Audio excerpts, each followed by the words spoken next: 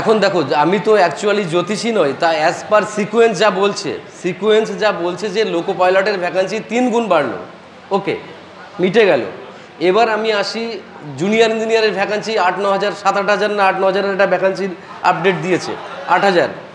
তো এই যে 8 হাজার ভ্যাকান্সি জুনিয়র ইঞ্জিনিয়ার যদি হয়, তা জুনিয়র ইঞ্জিনিয়ার তো নিজের হাতে কাজ করবে না বাবু, তার এক একজনের আন্ডারে মিনিমাম 10-12-15 জন করে কি থাকে, টেকনিশিয়ান, গ্রুপ ডি এইসব থাকে।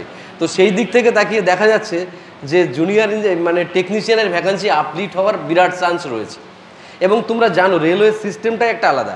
রেলওয়ে মানে রেলের কাছে হিসেব থাকে না, যে মানে রেলওয়ে যে মনে করো হেড অফ দ্য চিফে বসে আছে, তার কাছে হিসেব থাকে না। হিসেব দেয় কারা? এই যারা কাজ করছে বিভিন্ন জায়গায়, এস্টাবলিশমেন্ট ডিপার্টমেন্টে যারা আছে, তারা যে আমাদের এই ভদ্রেশ্বরে তপবন স্টাডি সেন্টারে এতগুলো ভ্যাকান্সি আছে, কথার কথা, সেই ভ্যাকান্সিটা এবার বোর্ডে জানানো হবে, বুঝেছো? Eastern railway, south eastern railway এরকমভাবে জানানো হবে।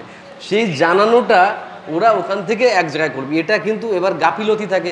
আবার যেন রেলে 12 মাসে নয় 18 মাসে বছর হয়, সেই জন্য এই আজকে দেবে কালকে দেবে করতে করতে ওরা দেরি করে ফেলে, ঠিক আছে? তো আশা করা যাচ্ছে যে টেকনিশিয়ানের ভ্যাকান্সি বাড়ার সম্ভাবনা আছে as per JE vacancy, not loco pilot vacancy. Loco pilot ভ্যাকান্সির সঙ্গে এএলপি টেকনিশিয়ানের ভ্যাকান্সি খুব একটা মিল থাকে না।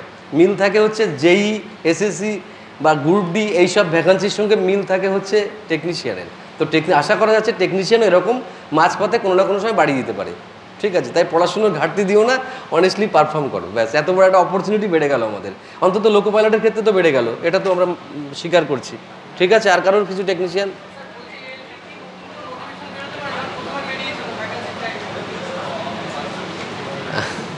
আচ্ছা, ইএলপির নতুন করে নোটিফিকেশন বেরোবে না, না না, শুধুমাত্র আরআরবিতে এরকম যেরকম নোটিশ, তো এই নোটিশ দেবে না, সেখানে এই রেলওয়ে লোগো টোগো দিয়ে আরআরবিতে একটা নোটিশ পাবলিশ করে দেবে। তা আজকালের মতোই তো আমরা দেখতে পাবো হয়তো, বুঝতে পেরেছি তো?